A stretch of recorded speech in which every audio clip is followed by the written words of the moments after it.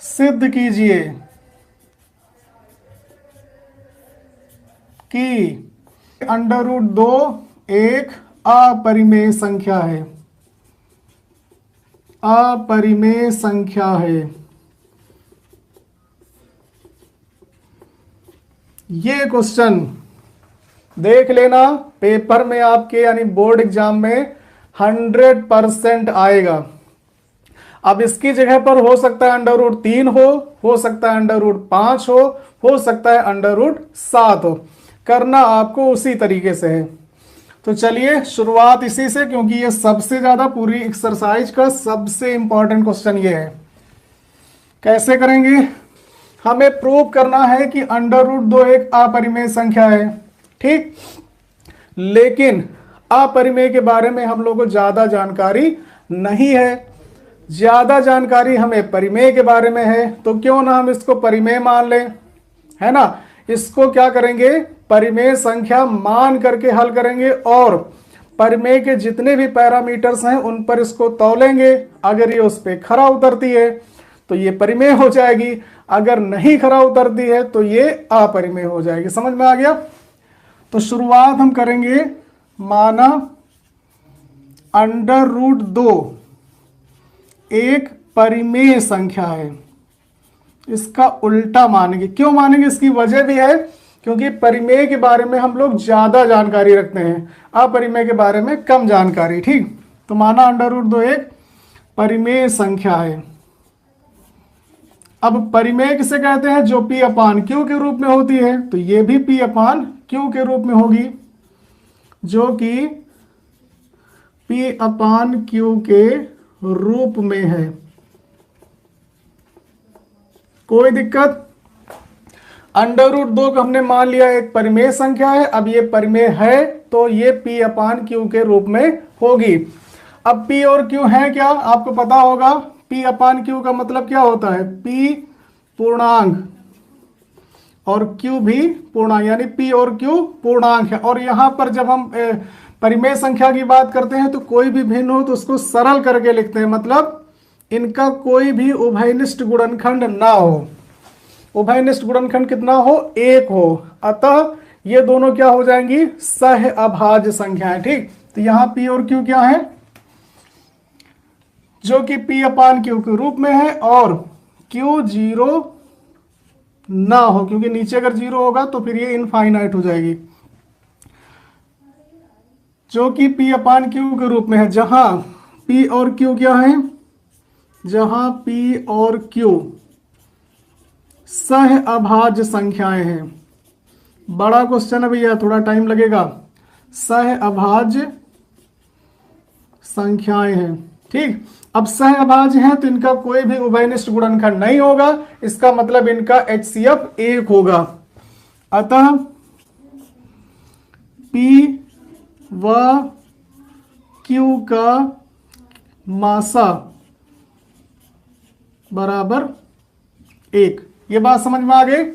चलो अब आगे बढ़ते हैं। हमने इसको माना है P/Q के रूप में, तो इसको हम लिख भी सकते हैं, यानी √2 बराबर हो जाएगा P/Q, ठीक।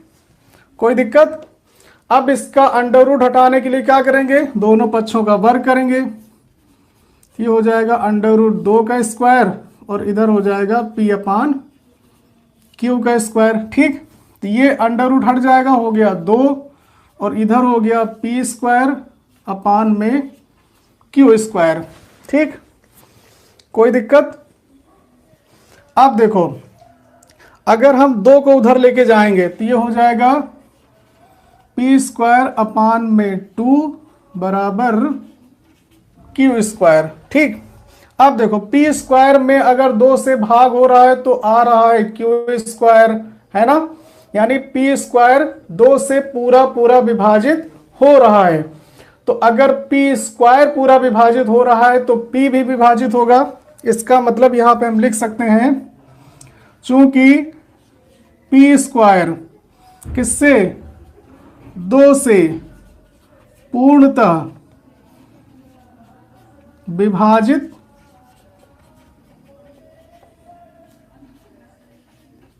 यहां पे क्या है? देखो जब पी स्क्वायर में 2 से भाग हो रहा है तो क्यू स्क्वायर आ रहा है, क्यू भी तो पूर्णांक है, इसका मतलब पी स्क्वायर 2 से विभाजित हो रहा है।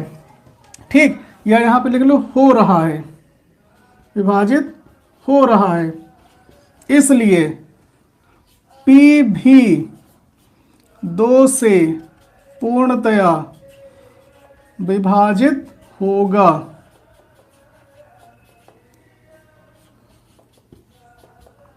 ये बात समझ में आ गई।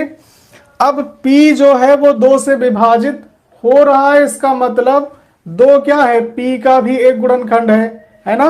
इसका मतलब देखो कोई भी संख्या जैसे 6 2 से पूरी तरह विभाजित हो रहा है, मतलब भाग करने पर पूर्णांक ही आ रहा है, 3 आएगा, तो इसका मतलब क्या है, जो 2 है वो 6 का एक फैक्टर है, एक गुणनखंड है। तो यहां पे क्या हो रहा है, 2 P को पूरी तरह विभाजित कर रहा है, इसका मतलब 2 P का एक गुणनखंड होगा, यहां से पता चल गया। इसलिए 2 किसका, P का एक गुणनखंड है। कोई दिक्कत? चलो एक पार्ट आपका मान के चलो हो गया। अब इसी को थोड़ा और आगे बढ़ाएंगे, ये सिलेबस आपका हटा दें, समझ में आ ही गया है। इतनी बात समझ में आ गई। अब इसको थोड़ा सा और आगे बढ़ाएंगे। यहां पता चला कि जो 2 है वो P का एक गुणनखंड है, मतलब पूरी तरह विभाजित कर रहा है।